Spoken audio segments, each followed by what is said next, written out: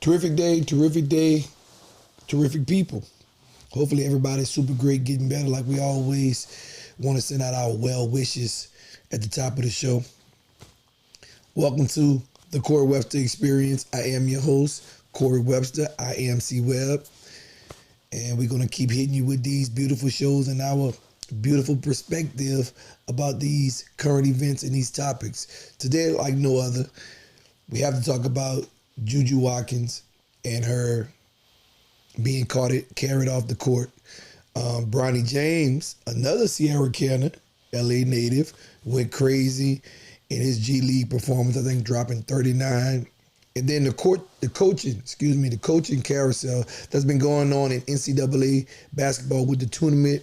Some people are, done, and some people are moving on, and you have some coaches that's, retiring or being relieved of their duties, and other coaches moving on to different and other opportunities. So we're going to cover it all today. So with that being said, Queen, how are you doing? How's your day going so far? So great? Pretty good. A lot of people may want you to get this camera, from behind it to in front of it. What you think about that? Maybe one day. Maybe one day. So any topics that you ready to jump out and get started with? Let's get all of them done. Get all of them done. We only can do one at a time. We got to start somewhere. So with that being said, let's start with the ladies first. Tragic, and not tragic in the sense of the loss of a life, but tragic as a sense of a teammate will be lost for the remainder of the season. JuJu Watkins has suffered a season-ending injury. She tore her ACL in the game last night against Mississippi State, and immediately I was frustrated and I was mad for a second, but as a competitor, as somebody that had been on the field and had, individuals that had season-ending injury, you go through a lot of mixed emotion as teammate, as family, as fans, and for the most part, we saw USC gel together. Coach, she mentioned that she was a little routed when JuJu went down, but the girls responded in a major way, getting a big-time win against a Mississippi State team that was feisty, that was very gritty, and they was able to gel together, led by Kiki. Kiki put on a career-high performance, holding down her sister in JuJu, and, we just want to send our prayers to JuJu family, to her community, to her village, to her teammates, to her coaches. She's a young lady, just for the most part, you didn't see express any emotions. And me watching the game, I knew immediately when she went down that it wasn't something good. Now, I don't like to speculate on things, because you always want to be optimistic and hope for the very best. But the type of way that she went down, I was like, it don't look good. It don't seem good. Just from being around sports and being around basketball, football, and seeing those type of injuries, it just didn't look good. But I'm going to say this too. The fans, which was a home game, they responded in a way that, let's understand this is a competitive sport. I don't think nothing was done maliciously to create this injury. It was a common foul. The girls was trying to, get close, cut off, get down the court, but I don't think nothing maliciously was done. I don't think it was intentional, trying to hurt or anything like that. But it's just sad, you know what I mean? But I can say this, if anybody at this present time needs to look up to somebody, go check out Paige Bucket, because she had, that's not her name, we call her Paige Bucket, but Paige had played for UConn. She had an injury that she had to, go through. So, we have some examples out there of people that then came back from these injuries and still remain a superstar. Paige is doing outstanding right now in the tournament. These two teams can still meet in the Elite Eight if, the trajectory that they're going to get a couple more wins, they can meet. But, obviously it would be without JuJu.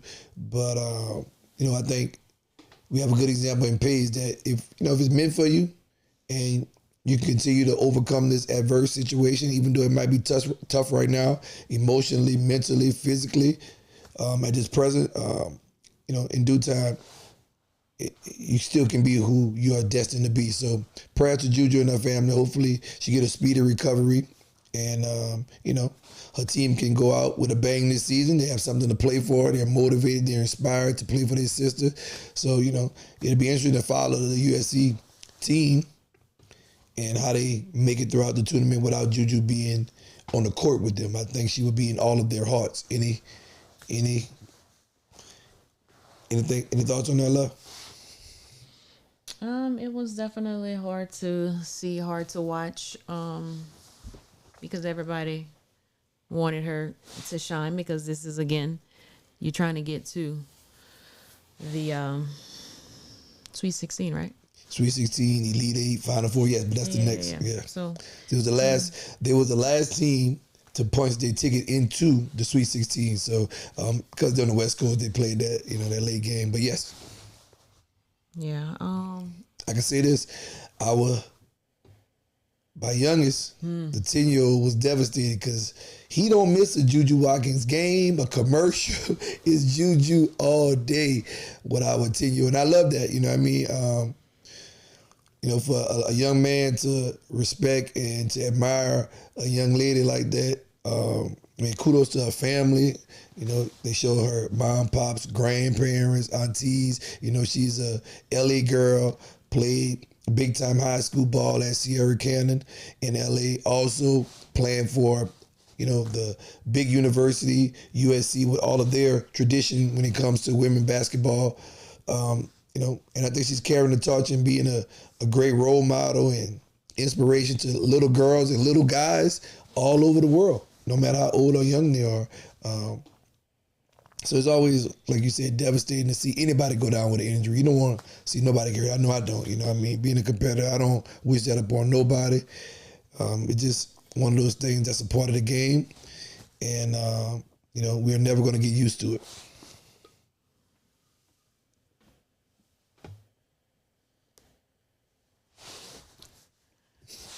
What was the emotional state of the players and coaching staff seeing one of their leaders suffer such a tough injury on a big stage? I'll say this. From a personal perspective and from my personal experience, it happened to me at a spring game. One of my close friends, close teammates, and roommate, right? So I'm just trying to paint that picture for you. And non-contact injury, I think he dropped back to pass, tore his ACL in a spring game. And at that moment, this is spring game, so it just, LSU versus LSU, white team versus purple team, you know what I'm saying? In that moment, even at the spring game, we went over, we huddled over them, you know what I mean? Immediately, they got him to the trainers. The trainers got him to the training room. The training room got him from there to the imaging center so he could get MRI on it. And, we fist pump, wished him well. And we had to go back out there and continue the spring game. And I remember telling him, hey, man, I'm going to pick one off for you in the spring game, you know what I mean? And not for nothing, he was my roommate, and he was in competition, for the quarterback job, you know what I mean? So that was interesting enough too as well. So I remember from the spring game, picking it off and bringing him back the ball, you know what I mean? Just to give him some well wishes and things of that nature. But I also say this about it. That gentleman right there, which he'll be on the show soon, to my knowledge, he still has the fastest recovery time from a completely torn ACL. He did 2 a days, 3 a days. And I'm not tooting my horn, I was a roommate, so a lot of the time we didn't have it. So maybe we should have came up with the Uber driving or the Lyft, because I was kind of Ubering him around then, I was kind of being his taxi, his driver. But, 2 a days, 3 a days, sometimes when his body could do it. And he got it done 3.5 months. Didn't wear a brace. Didn't come back with no brace. He wore a sleeve. And I think he fumbled the ball one time, got hit, and then he knew he was healed. So it could be a bit much, because it's almost, and I don't want to do this, but it's almost you're losing someone. You know what I mean? Literally, because he's not going to be able to perform and do the things that he had been doing with you. So it can be a lot of emotional stress or tension. You have to get over it. It could be overwhelming. Okay. Also, how did USC regroup and maintain focus to finish the game with such a dominant performance after that emotional blow? Well, I think they wanted to show up for their sister. You know what I mean? I think they wanted to show up for their teammate and show that we got your back no matter what. You know what I mean? We have been through a lot, blood, sweat, and tears this offseason. You know, this is the icing on the cake, the reward of the hard work that they have done, in the preseason, in the off seasons, you know what I mean? So they wanted to go out there and show, hey, we're going to still gel together. We're going to go out, scrapping, fighting, and that's what you want as a leader. I think she's one of the leaders of that team. So I think they did their job. You know what I mean? Even with the coach saying she was a little rattled by it, I think the girls, I never saw that. I never saw the young ladies get rattled by it. I only saw them try to big it up, and that's from each individual. Everybody played their role. Everybody played their part. I'm not saying, and that's what you need, because a lot of times certain individuals, they're not replaceable. Most individuals are not replaceable, but you do it by committing. So that's what I saw. I saw them gel together, stand strong, and I think their teammate needed it at the time. Okay. Since you have prior experiences with the recovery process because of your close friend, what's the current outlook on JuJu's recovery timeline and what steps are involved? Well, a doctor, the certain trainers, they're going to put a timetable on it. You know what I mean? Some of them may do anywhere from 8 to 12 months.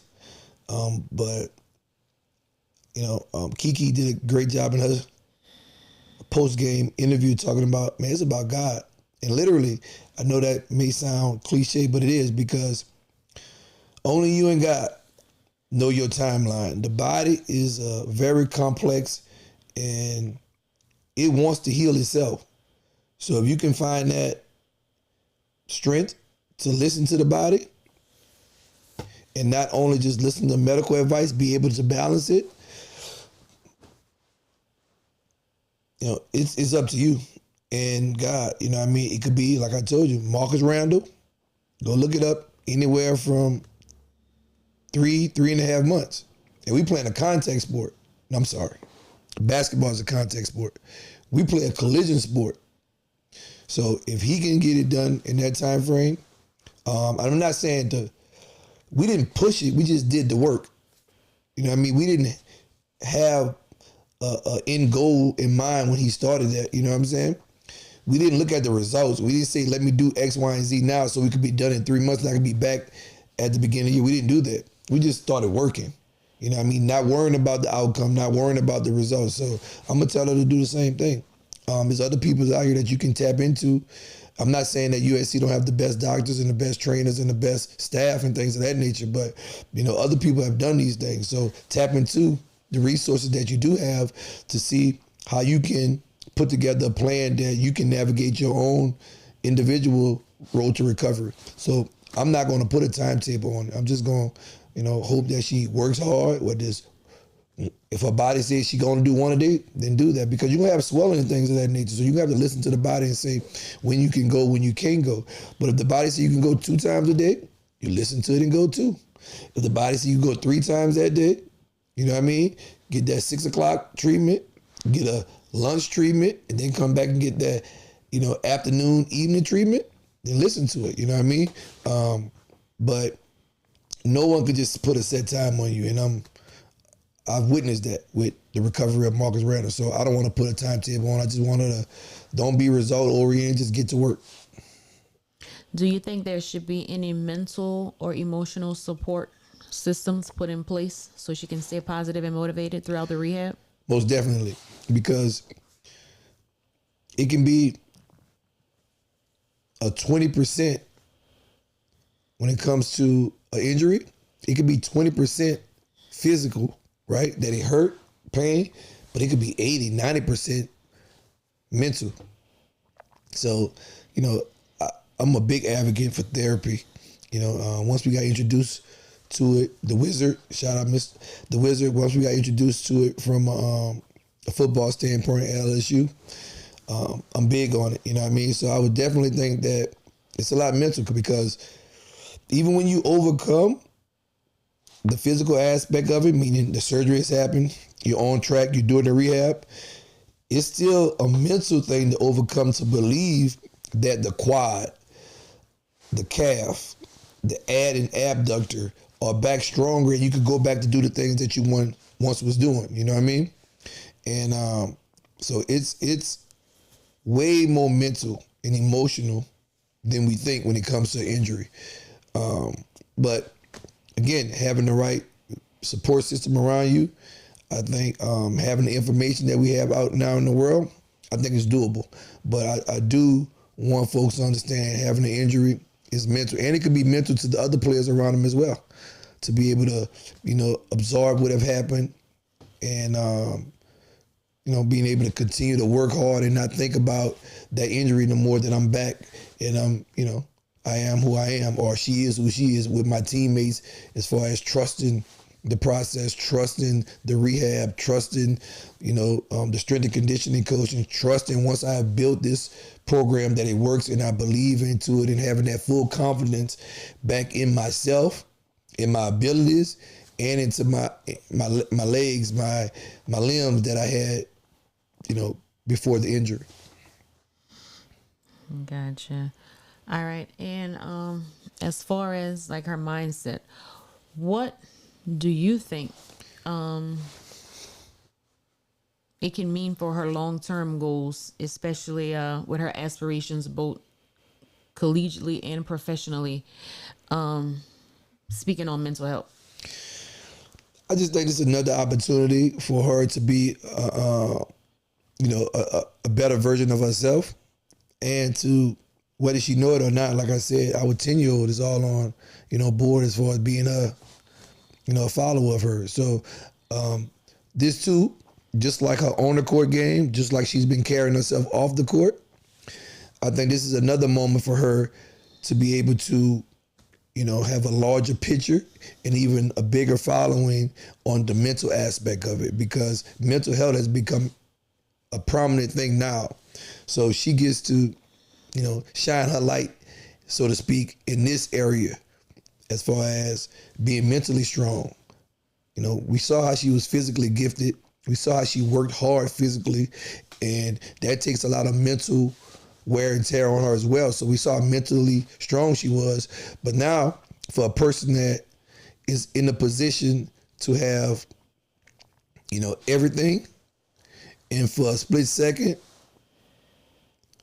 it can seem like it's, that much farther away, because who knows? I don't know when they do the awards and things of that nature, but she was up to be National Player of the Year this year.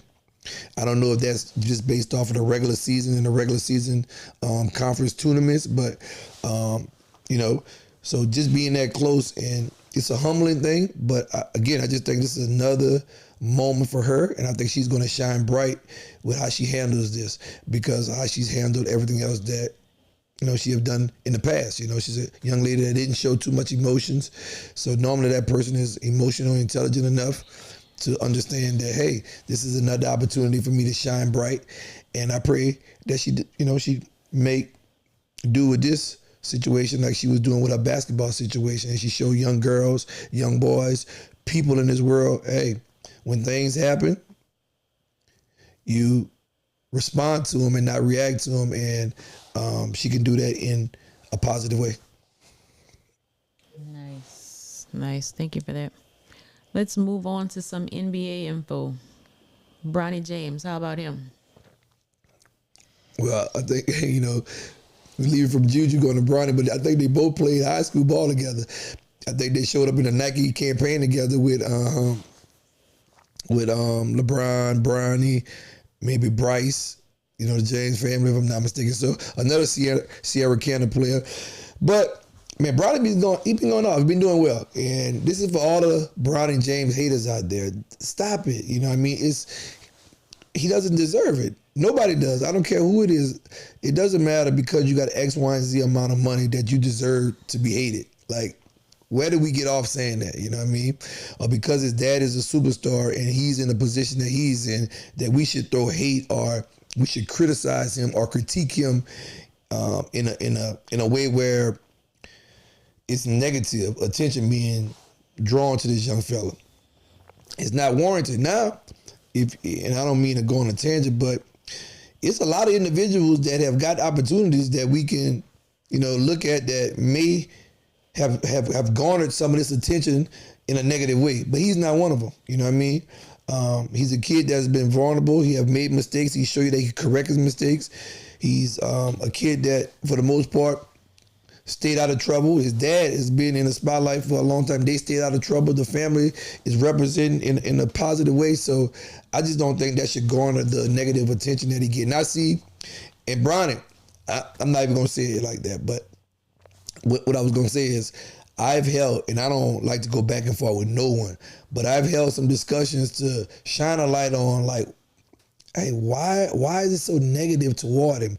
And that's, barbershop talk and in basketball gyms. I keep it light because I ain't going to get into it with nobody because I ain't going to argue with nobody, right? Or, because two people talking or arguing from a distance, the other person can't tell who's the fool. So I ain't going to be no fool arguing with nobody. But anyway, I don't think he's garnered the negative attention that he does. And I love the way he's responding with it. He's not being bragging and boastful like I told you so or anything like that. He just going back to work and getting better every day. You could call it development because that's what it is. But, he has a great team. He's strong. His daddy had a great team, so he's going to be, in a position to receive some of those resources. And I think he's controlling what he can control, and he's doing the best with those resources. You cannot be mad at an individual like that. He's only getting better and better. Man, when I see Rick Pitino and I forgot his son name, but the son, at New Mexico State, right? That's cool, right? All of the negative stuff that Rick Pitino got into coaching, right? Nobody's holding him up to his son up to his standard. You know what I'm saying? So, and we can go on with a whole bunch of people. I just saw that because I thought that was real cool that, Rick Pitino played in the tournament and he had the opportunity to go see his son in the tournament. That's cool. Ken Griffey Jr., his father, that's cool, man. If that's, that's what we all should want for our kids. It doesn't matter what the job is, whether it's baseball, basketball. We all should want our kids to be able to follow in our footsteps or supersede our footsteps. So, shout out to Bronny for keeping his head down and working hard.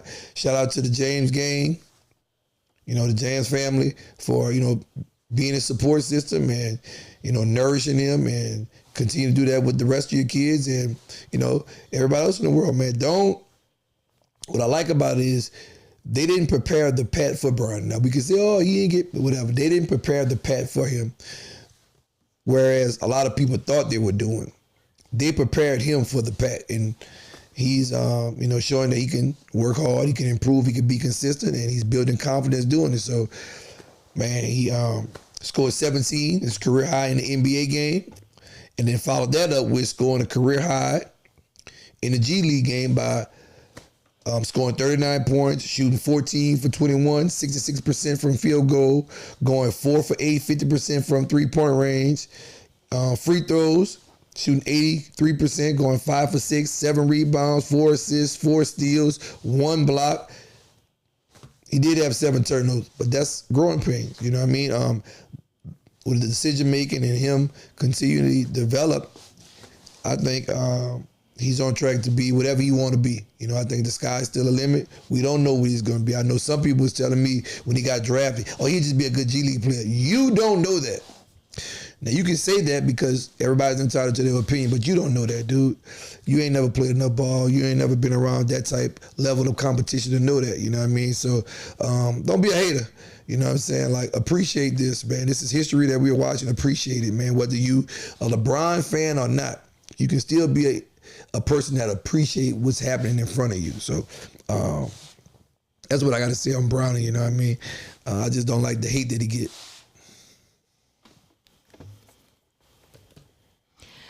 Alrighty. So, how do you think Bronny's game has evolved since entering the G League? I think he got better. And that's what you want. You know what I mean? I don't care if you're a first round pick. If you want that person to get better and evolve. When they get to you, it's about nurturing them, giving them the tools that they need to be better. And do they embrace those tools that you give them and go out and be able to make a mistake and then learn from that mistake and then continue to grow? That's what you want. So I think he's grown, ever since I saw him play basketball, not just, whether the NBA or the G League. He's grown, you know what I mean? As AAU, you saw him playing for Strive for Greatness. He's grown. Sierra Cannon, you saw his role grow. It grew every year, you know what I mean? At SC, where he had the scare as far as medically. So we didn't get to see that. And people tried to question LeBron about, hey, but some people could see potential. Some people have that vision. If you don't have that vision, it is okay. But some people have that vision to say, you have what it takes. And if you do A, B, and C, not only do they have the vision, they also have the plan, the process, the blueprint to give an individual, and you have this pedigree. And if you come with me, or you're surrounded by these individuals, and you do A, B, and C, man, your trajectory could take off. And if you don't have that, don't be mad at it, you know what I mean? That's why some people are ordinary, and then some people understand that little extra in front of their ordinary, and they become extraordinary, legendary. So that's what I see him working toward. Nice.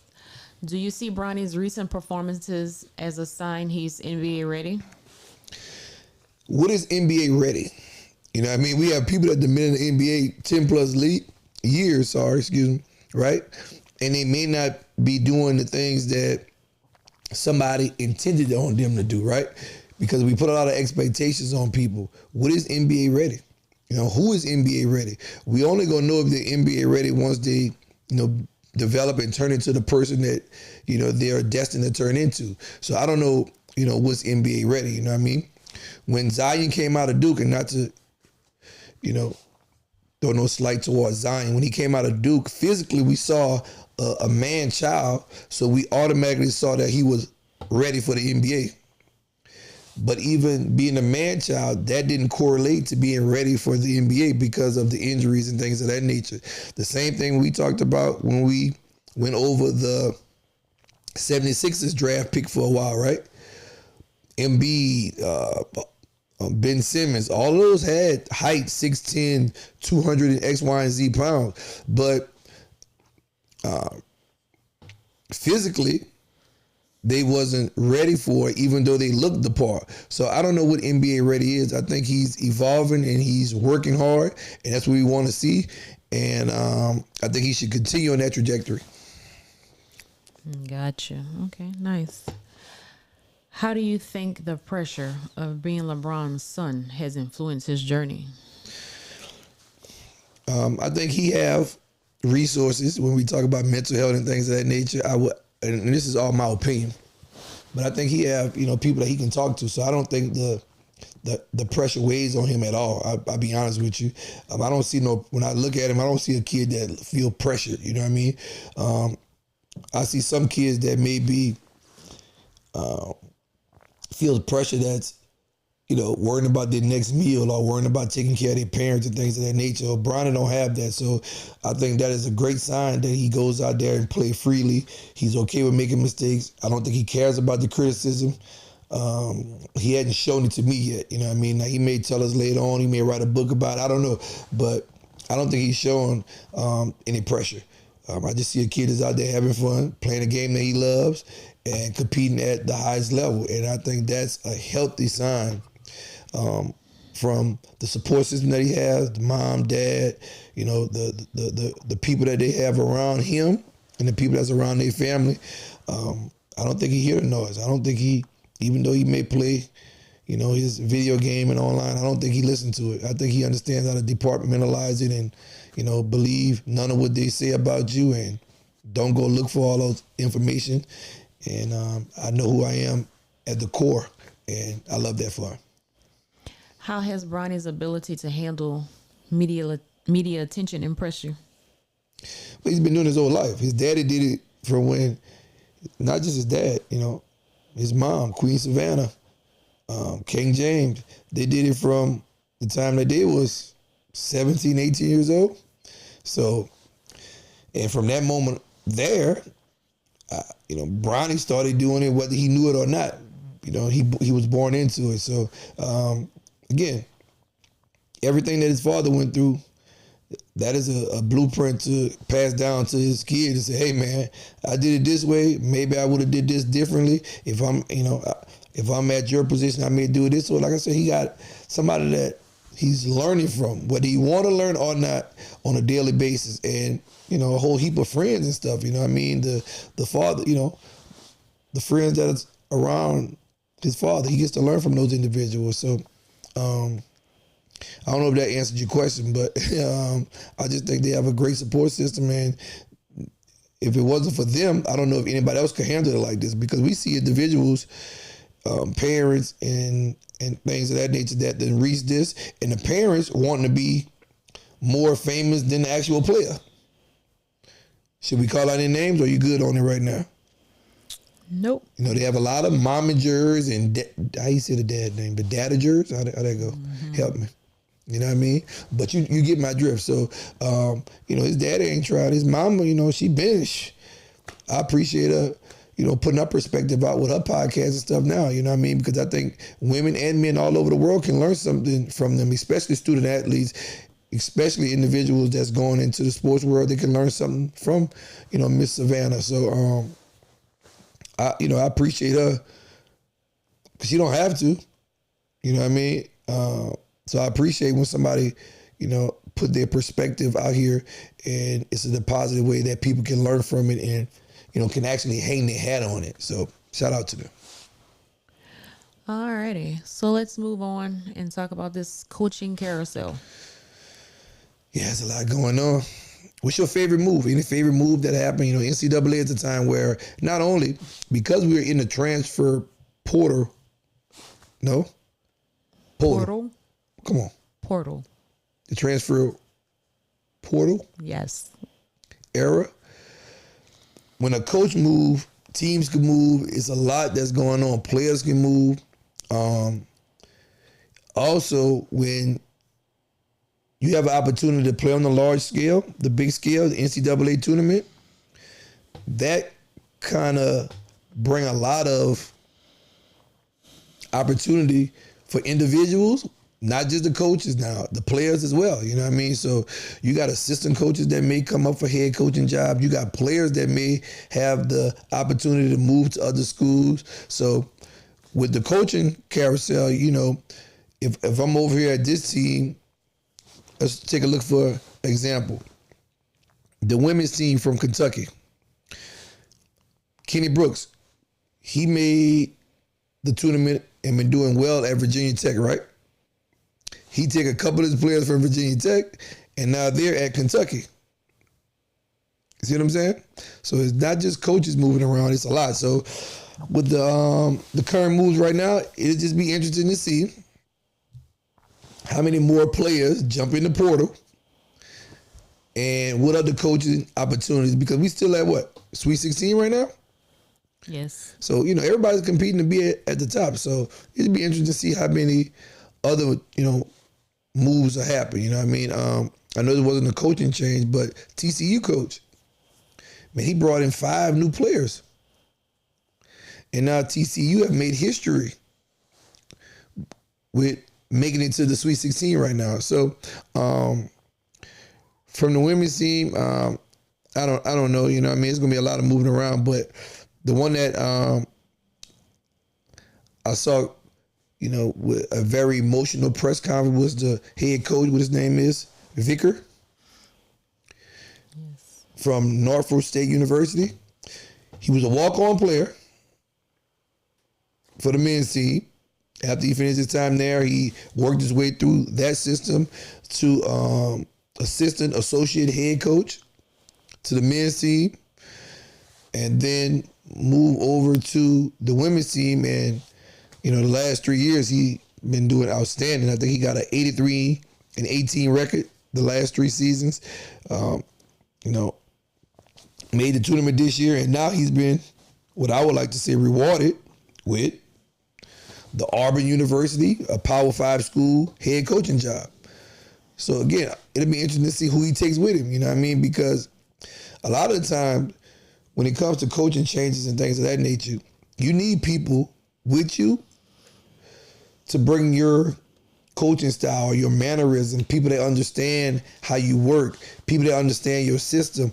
And if you have a couple of those good apples that you could take with you and then blend it in at the place that you're going, I think that can help the chemistry as well as speed up the turnaround on the school that you're going to. Because, you know, that person, if they can be an influencer in a positive way, can let everybody know how you want things to be done, and, you know, how we was able to pull off, you know, the things that we was able to pull off where we were coming from and things of that nature. So I think it's a whole new dynamic that we're looking for when it goes to this coaching carousel. And that's, you know, one of the ones that I think is major from the women's perspective. And then on the other side, we're talking about men's, you know, we got to talk Will Wade. You know what I mean? We got to go to Louisiana. We got to go to Lake Charles, Louisiana. You know, Brandon Winey would only be right? Slim M, Marcus Singleton would only, come on, what we doing? We just jumping over in school like that? You know, so we got to go to Lake Charles, Louisiana. You know, this guy was at LSU, was doing a great job at LSU, but with the violations that he got caught up allegedly with pay to play, and now that's legal to do now. So it'll be interesting to see, man. He left from LSU, went to, you know, right down the street, a couple of hours to Lake Charles, and then turned that program into, again, what it is today. And they made history, winning, not only making it to the tournament, but winning a game in the tournament. So shout out Will Wade. It'll be interesting to see, you know, what he does in the ACC, you know, going to North Carolina State. You know, he ain't going to care. He never did, though. But he's not going to care about the Dukes, the North Carolinas. You know what I mean? He understands the tradition, but he's coming there with a respect to say, hey, y'all been doing good, but look, how do I get this team and this program to that level? And then how do we start to compete with you guys and beat you guys? So Will Wade, I think that's an interesting one in the men's division. And it'll be interesting to see who from McNeese go with him. You know what I mean? Because sometimes, you know, as coaches get hired, it's a lot of soft hiring goes on. I don't know if y'all know that. You know what I mean? What I mean by soft hiring, some coaches get the ability to bring their whole staff in, assistant coaches, weight trainer, training table people. You know what I mean? Some coaches don't get that luxury. Some coaches, they want to give them a job and they put people around them. So it's a lot that goes into it. You know what I mean? It depending on who bring you. Is it the athletic director? Is it the president of the university? A lot goes into that. So, you know, I like y'all to look at it from the different variables. Yes, it's politics and everything. We always like to say, keep the politics out of it, but it's politics and everything. You know what I mean? So it's a lot of soft hiring goes on. So pay attention to who's moving with your favorite coach or who's going to your favorite team to become that leader, right? Pay attention to all those aspects. Don't just look at the head guy. Is he being set up for success? Or is this people giving them the bare minimum? You know, they just making a move to please the fans. They say, hey, we went got a guy, he didn't do his job. You know, it's a lot that goes into it. So be mindful of that. What do you think the biggest challenge for players adjusting to a new head coach? Man, it has evolved from, you know, my time playing to now, because we have NIL deals, which was always there allegedly, but now you have it where it's being put on a billboard. You know what I mean? So you got NIL, and then you also have the transfer portal. So with that being said, it's a lot of variables that goes in there. You got players that's sitting there to say, hey, will I be... This was always a thing, but it's even larger now because of the portal. What I mean by that, some guys sitting there is like, man, will that coach want me? You know what I mean? Will I be one of his guys, right? Because I was recruited by this coach that's gone now. He no longer has his job. And this new coach may come in with his own people, and I may not get a fair shake. You feel what I'm saying? So you have that goes through a lot of the kids' mind, right? So that's why the portal is so open and so, looks so good to go into it, because a lot of people don't want to go through adversity. They want it, how they want it, right? But then you also got the coach coming in, and we trying to gel as quick as possible now, right? And who do I bring in? What pieces do I need? You know what I mean? What pieces do I need to be successful on this level, right? You coming from a mid-major going to a Power 5, right? What pieces do I need? What type of resources do I have? So there's a lot of different variables that you have to take into consideration now. Some people have GMs. Some of these college teams have GMs, somebody to go out and get players and things of that nature. But now that GM have to be a person that's aligned with the principles that the head coach have. And then we have to have, can't forget the wallet. What's the wallet? What's the purse? What's the purse? What's the allotment of money that we're going to have to be able to go out and sign some of these players? So, and that may vary all across the, NCAA, all across the conferences. Some conferences have more money to give than others. So, all those different variables are challenges, but I guess they're going to say that's why we pay you the big bucks, to make those big bucks decisions. And, any new coach that's in that position understands that. All righty. How important is the first meeting between a new coach and their players in setting a tone for the season? Very important. We've always heard your first impression could be a lasting impression. So it's very important. And now, these guys are, like I said, they're media trained, I think it's very important for a coach nowadays, when we talk about the mental health stage that we're in, to be understanding and to, lead with empathy and to be a wise communicator. Because even though a kid may not fit your program, I think that should be handled in a respectful way. Let that kid be going at another opportunity. Don't, speak to them in a way where it could be detrimental to that kid and they think that they're not wanted. Just because you don't fit my program, that doesn't mean it's not a program out there that is looking for you and that you can still be successful in. So that first impression could be big. And I've saw some coaches, I know of some coaches that blew it, right? I had one coach that, not just with me, but that we saw, came in and lost the whole locker room the first year. And I remember seeing the interview when it happened, and I told you, I said, ooh, that's a good coach. And I know he's a good coach. And he meant well. But now we was in the social media area, somebody recorded him saying something, and he was only trying to help them out.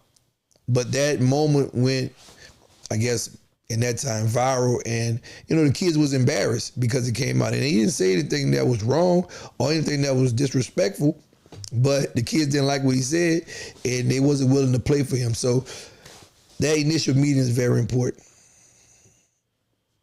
Nice. When a new coach arrives, how does the team go about redefining its style of play? It depends on who you are. If you are individuals that came in with that coach, then you don't have no problem in the world, because you don't know what the old coach was doing.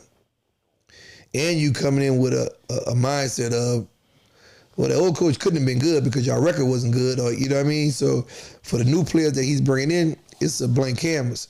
But for the players that are already there, that's tough, because obviously you guys don't have a good record. So whether it was you guys and the coach got fired, or it was the coach and he got fired and you guys are still there, you know what I mean? So it's a bit of that. I remember when I had a coach that always said, hey man, I'm gonna fire you before they fire me. And we used to always tell players, I've heard of individuals that say, man, I hope that coach get fired.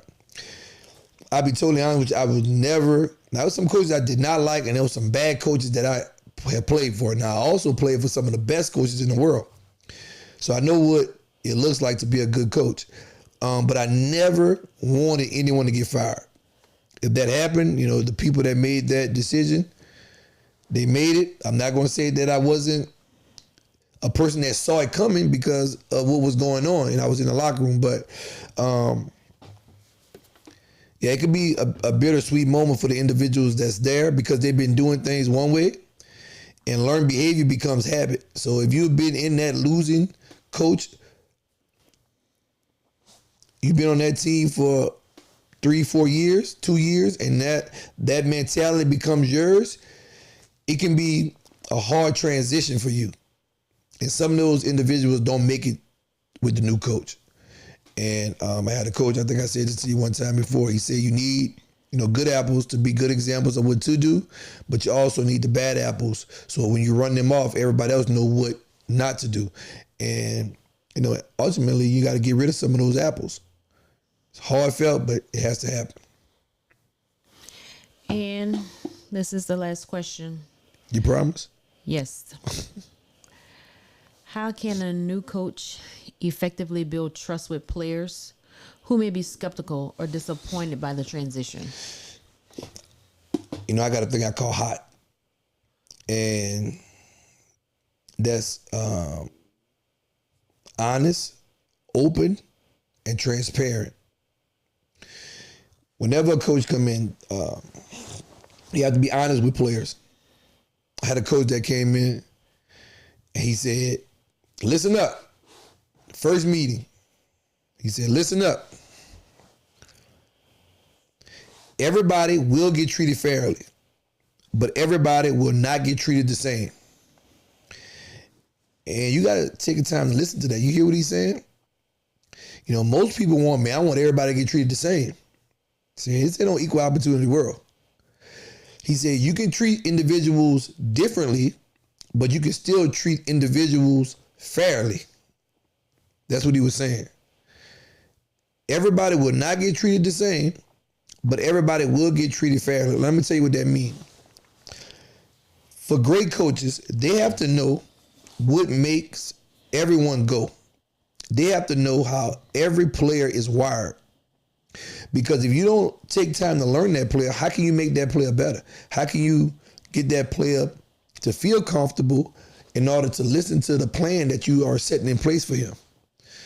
So, we got 3 boys. It's how you could use that in the game of life as you raising your kids.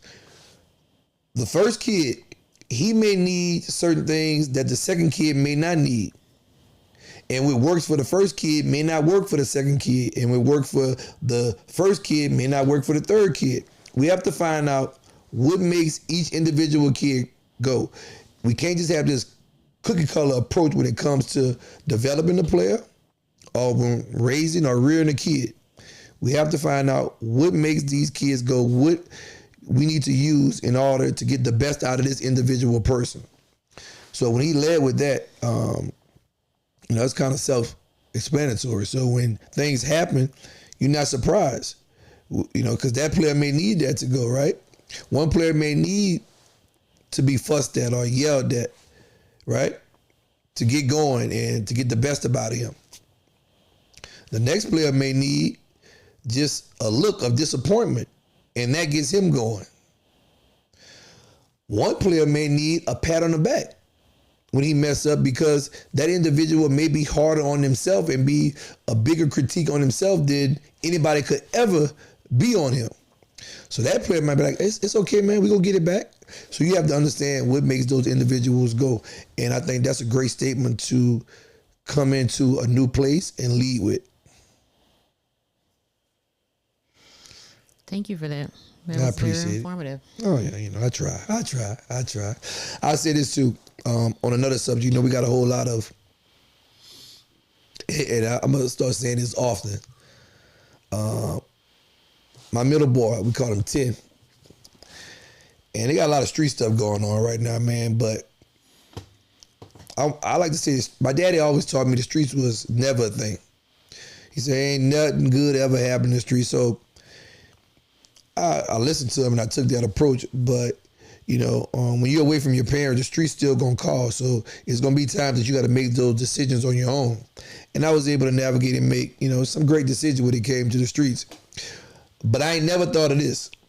My 10-year-old told me, and you got a lot going on. You got the Crips being alleged in the whole check-in policy thing where they're getting individuals robbed and killed, and you got, rappers going back and forth over small petty things. Sometimes it's female, sometimes it's, just what neighborhood you from, and people are dying because of that. But my 10-year-old, Big Ten, said, I ask you this question, let's see if you get the answer.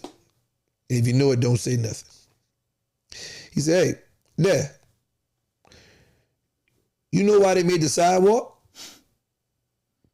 I'm like, I'm puzzled. I'm like, nah, I don't know.